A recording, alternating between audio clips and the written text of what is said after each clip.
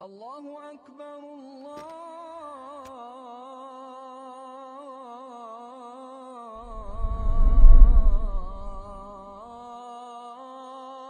أكبر وعلى آله وأصحابه أجمعين.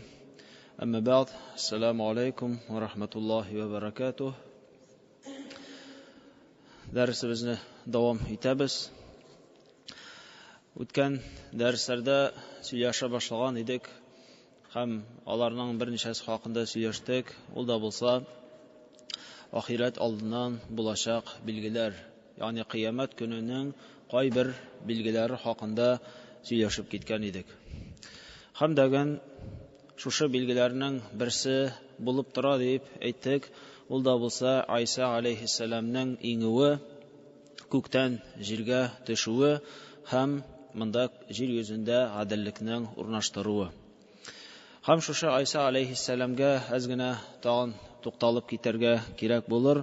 Чөнки әйткән идек, үткән дәрестә ул бу җир йөзенә иңгәннән соң 7 ел яши дидек. Һәм аның хакында хәдисләр килә. Һәм Айса алейхиссаламның бу дөньяда яшәү хакында берничә хәдис килә, һәм аларда төрлесендә төрле мәгълүмат. Кайбер хәдис килә, ул хәдистә әйтелә, монда иңгәннән соң ул 7 ел яшәр дип, кайбер хәдисләр дә килә, монда иңгәннән соң ул 40 ел яшәр дип.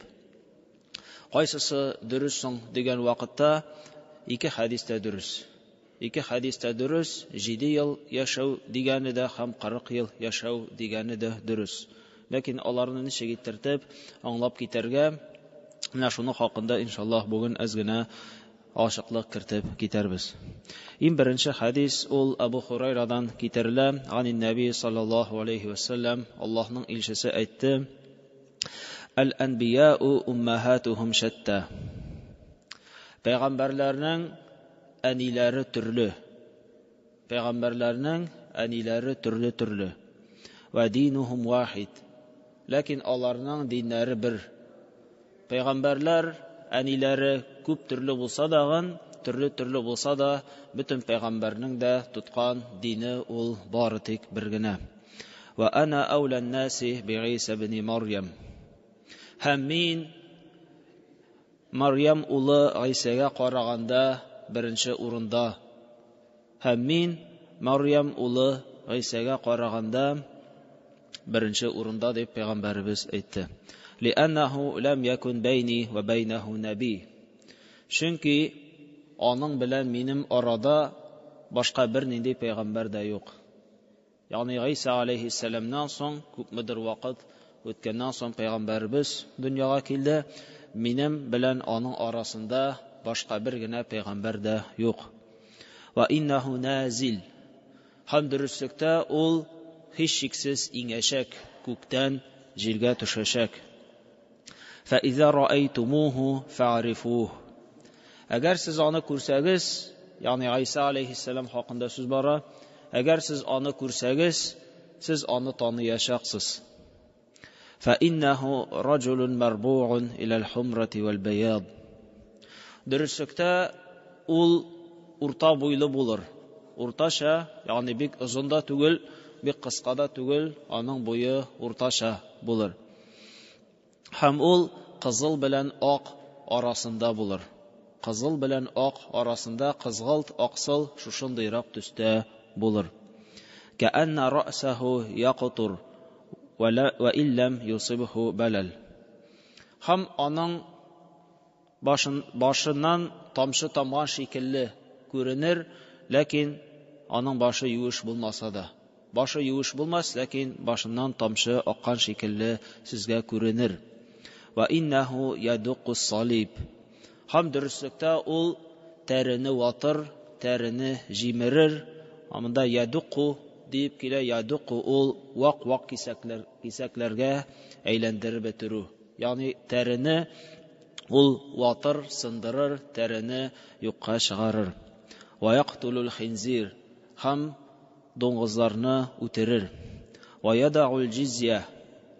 Һәм җизья дигән салым татарча әйтсәк салым була, урысчарак әйтсәк налог була, шушындый налогны урнаштырыр. Әл-Джизия аны хакында бер әйтеп киткән идек. Ул мөселман дәүләтендә яшәүче яһүдләрдән һәм христианнардан алына торган салым. Ни өчен соң ул алардан салым алына дигән вакытта, әгәр дошман дәүләткә керә икән, алар үз асларында булган христианнарны һәм яһүдләрне саклаячаклар. Ягъни мөселманнар үзләренең дәүләтендә яшәгән яһүдләрне һәм христианнарны саклаячаклар. Шушы саклауны тәэмин итү өчен елга бер тапкыр алына торган салым. Ул атала әл-джизия дип. Һәм шушындый джизия дигән салымны, ягъни налогны ул урнаштырыр. Ва юфидул мал, һәм байлык бик артып китер. Ва юqatilun nasu ala al-islam, һәм ул ислам дине өчен кешеләр белән сугышыр. Ислам дине өстен булсын өчен кешеләр белән ул сугышыр. Хәтта юһлик Аллаһу азза ва джал фи имаратиhi al-milal kullaha ghayra al-islam. Хәтта шундый дәрәҗәгә килеп җителер, Аллаһы Таала барча булган диннәрне, барча булган төрле тармакларны юкка чыгарыр, бары тик ислам дине генә калыр. Ягъни бары тик ислам дине генә калыр, башка бөтен булган диннәр дә юкка чыгачак. Ва хәтта юһлик Аллаһу азза ва джал фи имаратиhi масихуд далалатил агварул каззаб. Һәм Аллаһы Таала аның вакытында Даҗҗалны үтерер, Айса алейһиссалам Даҗҗалны шулай ук үтерер. Ва тaqaul аманату фил ард. Һәм җир йөзендә иминлек урнашыр. Җир йөзендә иминлек, тынычлык урнашыр. Хәтта ярал асаду мa'al ибил. Хәтта шундый дәрәҗәгә килеп җитәр, тынычлык, иминлек, урысчарак әйтсәк безопасность була, шундый дәрәҗәгә хәтта килеп җитәр. Хәтта дөяләр белән арысланнар бергә йөрерләр. Дөяләр белән арысланнар бергә йөрерләр, бер-берсенә зыян китермәсләр. Ван-намру мa'al бақар. Һәм сыерлар белән тигрлар шулай ук бергә йөрерләр, алар бер-берсенә зыян китермәсләр. Ваз-зиабу мa'al гhanам. Бүреләр сарыклар белән бергә булырлар, ләкин бер-берсенә зыян китермәсләр. Ва талгабус сибяну бил хаят ла ядурру бa'духум бa'да. Шулай ук сабый балалар, кичкенә сабый балалар еланнар белән уйнарлар, һәм алар бер-берләренә зыян китермәсләр. Сабый балалар еланнарга зыян китермәс, һәм еланнар да сабый балаларга зыян китермәс. Ва ялбасу 40 сана. Һәм ул 40 ел торачак. Thumma yutawaffa sallallahu alayhi wa sallam. Шуннан соң ул вафат булачак, Аллаһның аңа сәламы һәм рәхмәте булсын. Ва юсалли алейхил муслимун, һәм аңа мөселманнар намаз укыячаклар. Ягъни җиназа намазы укыячаклар ул вафат булганнан соң. Менә шушы хадистә килә бик күп сыйфатлар Айса алейхиссаламның кем булуы хакында аның сыйфатлары безгә килә, һәм дәген шушы хадистә аңлашылганча ул җир йөзендә яшәячәк 40 ел дип килә. Һәм башка хадис бар, башка хадистә башкачарак ахраҗаху Муслим фи сахихихи. Муслим җыентыгында килә бу хадис. Икенче хадис турында сүз бара. Мин хадис Абдуллах бин Амр. Абдуллах бин Амрдан китерелә. Кала Расулуллаһи саллаллаһу алейхи ва саллям, Аллаһның илчесе әйтте: Яхруджу даджалу фи уммати. Минем умматымда даджал чыгар. Минем умматым арасында даджал чыгар. Фаyaмкусу 40. Һәм ул 40-ны торыр. Даджал чыгачак, һәм ул 40-ны торыр. Ла адри 40 яуман ау 40 шахран ау 40 ама. Һәм белмим, ул 40 көн торачакмы, 40 ай торачакмы, яки 40 ел торачакмы. Фаябгасуллаху Айса ибн Марьям кааннаху Урват ибн Мас'уд. Шуннан соң Аллаһы Таала Айса, Марьям улы Айсаны иңдерәчәк, җибәрәчәк, һәм ул Айса алейхиссалам шуның хәтлек охшаган булыр бер сахабага, һәм ул сахабаның исеме Гурва ибн Мас'уд. Гурва ибн Мас'уд шушы сахабага ул бик тә охшаган булыр. Кыяфәте белән шушы Пәйгамбәребезнең бер сахабасына ул бик охшаш булыр. Фаятлубуху фаюһликуh. Һәм Айса алейхиссалам аны эзләячәк, табачак һәм аны үтерәчәк. Thumma yamkuthu an-nasu 7 sinin. Шуннан соң кешеләр 7 ел яшәячәкләр. Лейса байна итhnayni адаwa. Ике кеше арасында бер нинди дә дошманлык булмас. 7 ел шушы дәҗәлне үтергәннән соң кешеләр яшәячәк, алар арасында ике кеше арасында бер нинди дә дошманлык булмас. Thumma yursilullahu rihan baridatan min qibali Sham. Шуннан соң Аллаһ Таала 7 елдан соң Шам җирлегеннән салкын булган җилне җибәрәчәк. فلا يبقى على وجه الأرض أحد في قلبه مثقال ذرة من خير أو إيمان إلا قبضته. Һәм шушы җил Шам җирлегеннән искән салкын җил ул калбендә, йөрәгендә кеп-кечкенә генә хәерлелек, кеп-кечкенә генә иманы булган һәрбер кешенең җанын алыр. Һәрбер кешенең җанын алыр, ягъни һәрбер мөмин, мөселман, һәрбер иман әһле шушы җил белән һәлак булачак.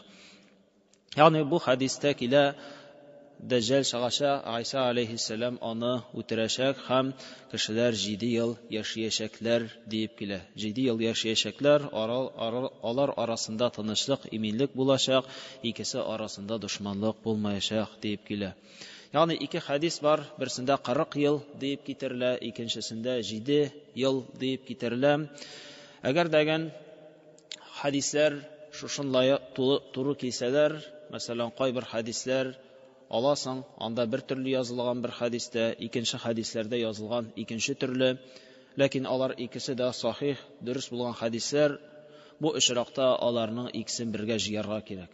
Икесен бергә җыялар галимнәр һәм бер фикергә киләләр. Бер хадисне алып, икенчесен калдыру ярамый, чөнки алар икесе дә дөрес булган хадисләр. Шул сәбәптән аның икесен бергә җыялар һәм уртак бер фикергә киләләр. Менә галимнәр шушы ике хадисне дәгән бергә җыйдылар һәм шушындый фикергә килделәр. Анна муддату хаяту Айса алейхиссалам фил ард منذ أن ولد إلى أن يموت 40 سنة. Һәм шундый фикергә килделәр, ике фикер. Беренче фикер, алар әйттеләр, Айса алейхиссаламның җирдә яши торган гомере ул 40 ел. Аша минха qabla an yurfa'a ila as-sama 33. Һәм ул 33 елны күккә иңгәнче инде яшәде. Ягъни Айса алейхиссалам күккә инде һәм күккә иңгән вакытта аңа 33 яшь иде. Ягъни җир йөзендә ул инде 33 ел яшәде, шуннан соң ул күккә иңдерелде. ثم يعيش بعد أن ينزل إلى الأرض 7 سنين فتكون رواية 40 المقصود بها مدة حياته جميعا. Шуннан соң күктән иңгәннән соң ул 7 елны яшәячәк һәм шуның белән 40 елны тутырачак. Ягъни 33 елны ул күккә иңгәнче яшәде һәм күктән иңгәннән соң ул калган 7 елны яшәячәк һәм шуның белән 40-ны ул тутырып бетерәчәк. ورواية 7 المقصود بها مدة بقائه بعد نزوله.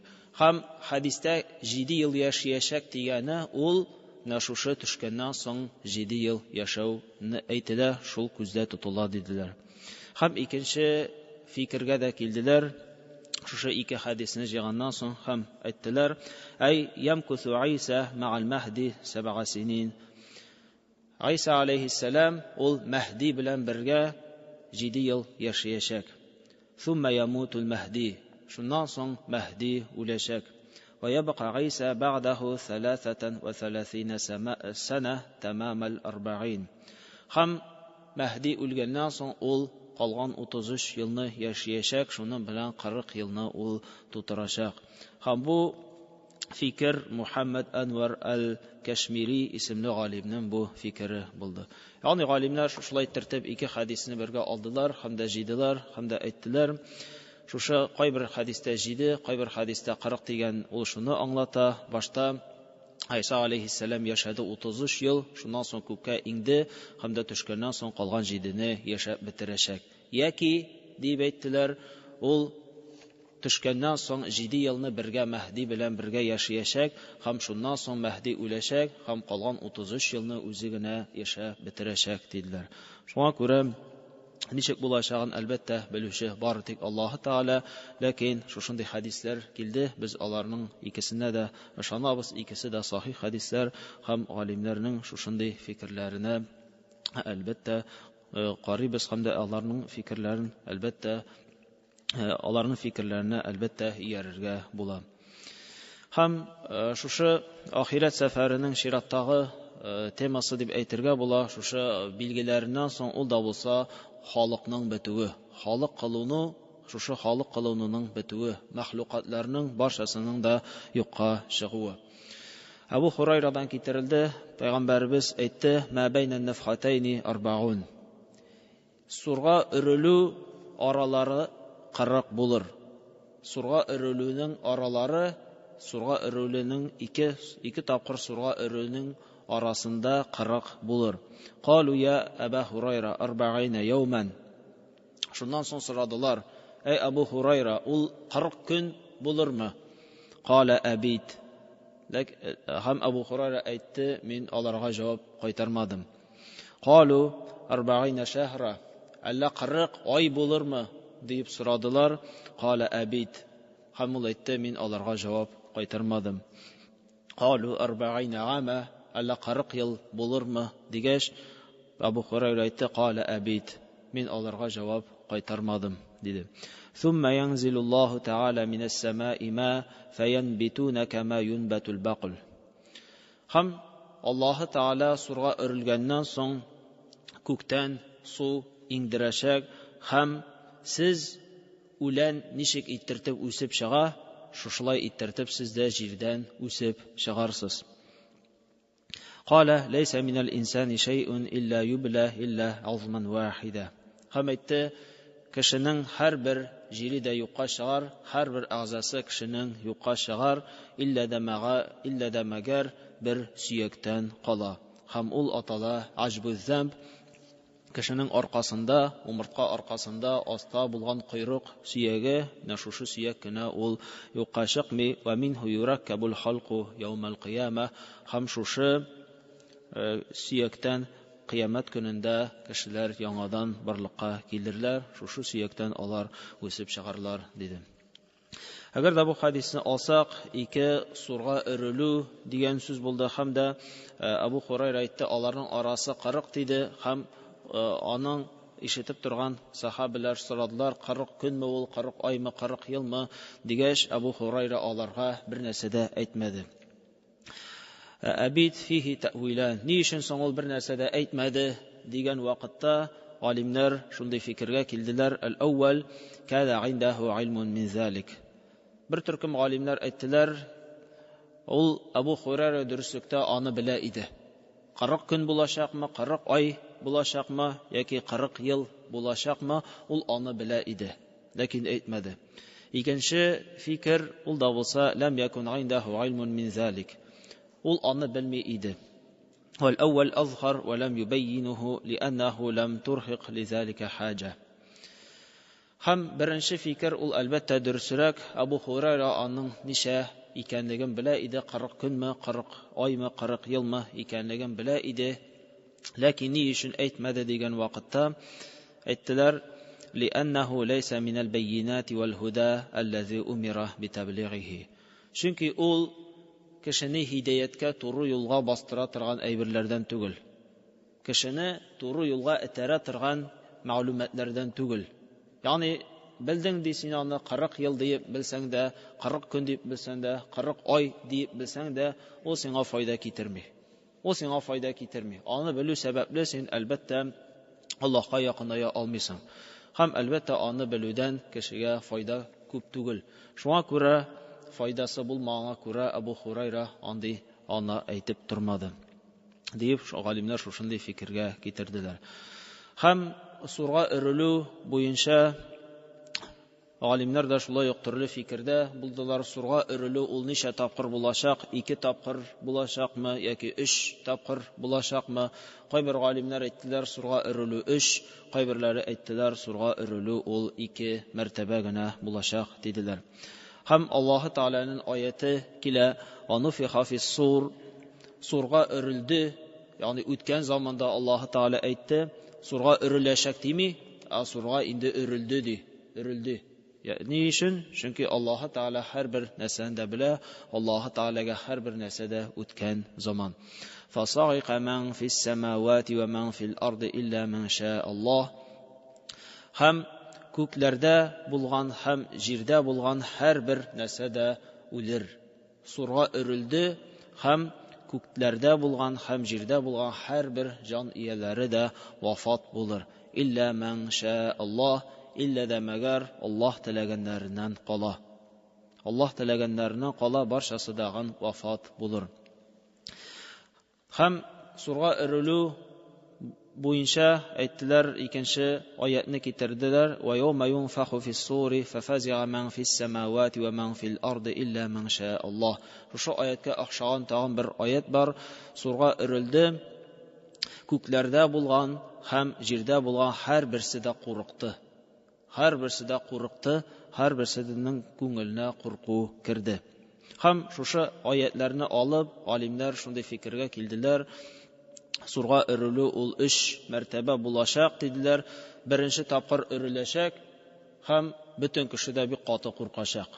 Беренче өрелү ул куркыту өчен булачак диделәр. Куркыту өчен тавыш булачак, бик каты тавыш, һәм бөтен җан иясе дә куркачак. Һәм икенче тапкыр өрелү булачак һәм шушы икенче тапкыр өрелгәч барчасы да вафат булачаклар. Илля дә мәгәр Аллаһ теләгәннәреннән кала. Аллаһ теләгәннәреннән кала. Кемнәр соң ул Аллаһ теләгәннәр дигән вакытта тәфсир галимнәре аңлатып киттеләр. Ул да булса Аллаһның гаршын күтәреп торучы фәрештәләр, Җәбраил, Микаил фәрештә һәм үлем фәрештәләре диделәр. Ләкин икенче төркем галимнәр әйттеләр, сурга өрелү ул булачак бар ди 2 мәртәбә генә булачак. Сурга өрелер бер тапкыр озак итертеп, аны кеше ишетә башлауга башта бик каты куркыр. Башта бик каты куркыр кеше, шуннан соң ул өрелү дәвам итәчәк озак вакыт һәм адәм балалары һәм башка мәхлукатлар аңа чыдый алмыйча вафат булырлар диделәр. Ягъни Коръәннән алар шулай ук башка аятларны китерделәр.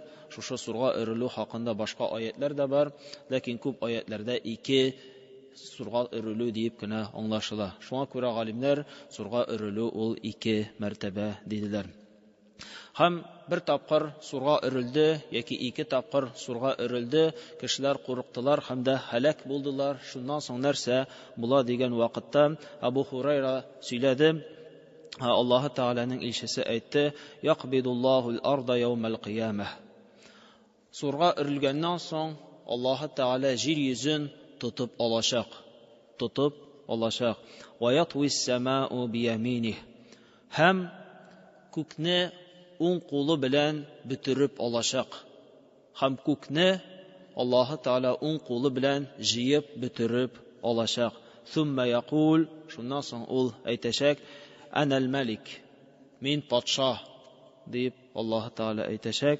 "Әйнә мулукул ард", җир патшалары кайда? Мин патша, җир патшалары кайда дип Аллаһ Тәгалә әйтәчәк.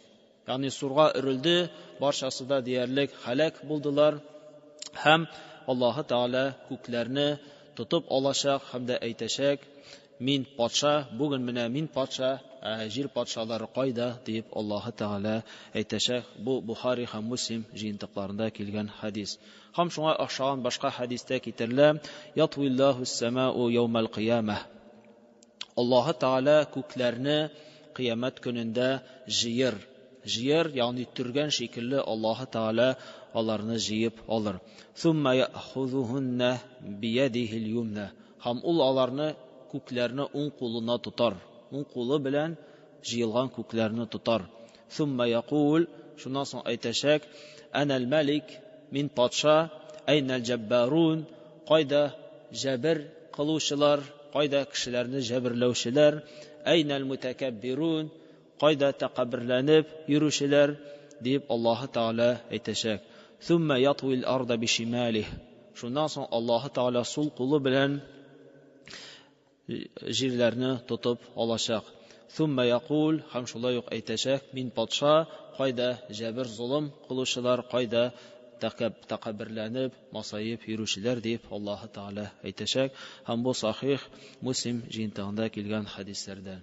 Ягъни сурга өрелде, һәлак булдылар, шуннан соң Аллаһы Тәгалә әйтәчәк: "Мин патша, бүгенге көндә шин патша ул мин, кайда соң хәзер җир патшалары", дип Аллаһы Тәгалә әйтәчәк.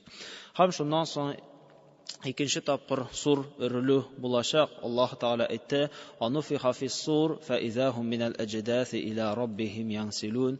Икенче тапкыр сурга өрелер, һәм алар яткан каберләреннән чыгып, Раббыларына юнәлерләр, Раббыларына таба ашыгырлар. Һәм шушы сурга өрелү ул икенче сур дип әйттеләр. Һәм шуңа охшаган башка аятны китерделәр: "Сумма нуфиха фиһи ухра фаизахум қиямун янзурун". Шуннан соң сурга икенче мәртәбә өрелер, һәм алар басып карап торырлар. Икенче тапкыр сурга өрелде, үлгәннәр терелделәр, һәм дә алар торып басып, һәм алар көтеп карап торырлар. وقد أخبر الله عز وجل عن الكفار أنهم يقولون. Аллаһы Тәгалә шушы вакыттагы кафирләрнең хәлләрен бәян итте һәм дә әйтте: "Я вайлана ман бa'аthana min barqadina", әй безгә кайгы булсын, хәсрәт булсын, кем безне ятып торган җиребездән торгызды, дип кафирләр әйтәчәк. Менә бу сурга өрелүнең икенчесе булды. Шуңа күрә галимнәр арасында төрле фикерләр бар. Кайбер галимнәр 2 дип әйтәләр, кайбер галимнәр 3 дип әйтәләр. Ләкин Аллаһы Тәгалә аны һәр вакытта да 2 дип әйтеп килде, 2 дип әйтеп килде. Сурга өрелү ул булачак 2 мәртәбә.